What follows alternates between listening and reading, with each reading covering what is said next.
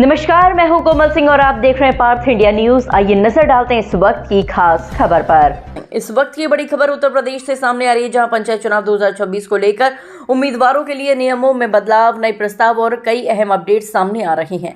अगर आप ग्राम पंचायत चुनाव लड़ने की सोच रहे हैं या राजनीति में सक्रिय हैं, तो ये खबर आपके लिए बेहद महत्वपूर्ण है, क्योंकि इस बार चुनाव में कई ऐसे बदलाव देखने को मिल सकते हैं जो सीधे उम्मीदवारों को प्रभावित करेंगे।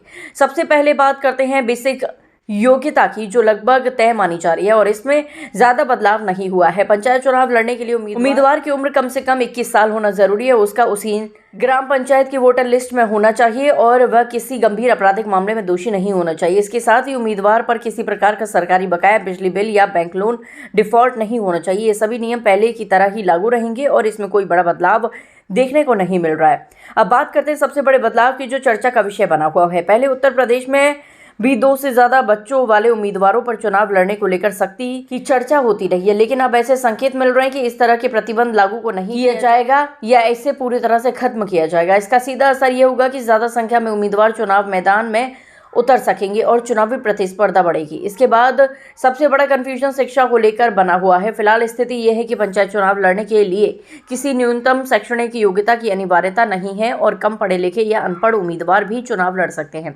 लेकिन सरकार के स्तर पर यह प्रस्ताव चर्चा में है कि कम से कम 10वीं पास योग्यता अनिवार्य की जाए।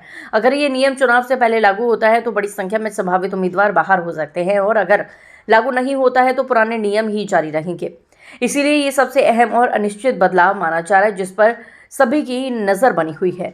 अब बात करते हैं मतदान प्रक्रिया की, जिसमें इस बार बदलाव देखने को मिल सकता है। पंचायत चुनाव को लेकर ये चर्चा है कि कुछ स्तरों पर बैलेट पेपर का इस्तेमाल किया जा सकता है, जबकि अन्य चुनाव ईवीएम के जरिए कराए जाएंगे। हालांकि इस पर अंतिम फैसला अभी स्पष्ट नहीं है, लेकिन चुनाव आयोग तैयारी के स्तर पर बदलावों पर काम कर रहा है। इससे पहले अधिकांश चुनाव ईवीएम से ही कराए जाते रहे हैं, इसीलिए यह बदलाव महत्वपूर्ण माना जा रहा है। इसके अलावा पूरे राज्यों में पंचायतों का पुनर्गठन और सीमांकन भी एक बड़ा फैक्टर है।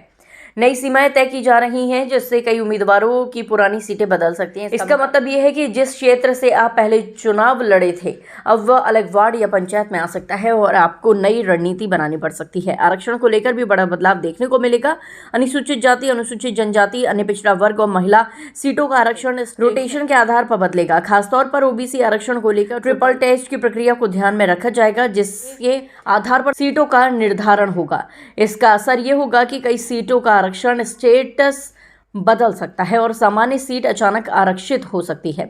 नामांकन प्रक्रिया को भी इस बार ज्यादा सख्त किया जा सकता है। दस्तावेजों की जांच पहले से ज्यादा कड़ी होगी। फर्जी उम्मीदवारों और फर्जी वोटिंग पर सख्ती की जाएगी और चुनाव खर्च व आचार संहिता पर भी कड़ी निगरानी रखी जाएगी। चुनाव आयोग पूरी प्रक्रिया को पारदर्शी और निष्पक्ष बनाने के लिए नई गाइडलाइन तैयार कर रहा है। इसके साथ ही चुनाव के दौरान वीडियोग्राफी, बूथ लेवल पर निगरानी और मतगणना की व्यवस्था को भी मजबूत किया जाएगा।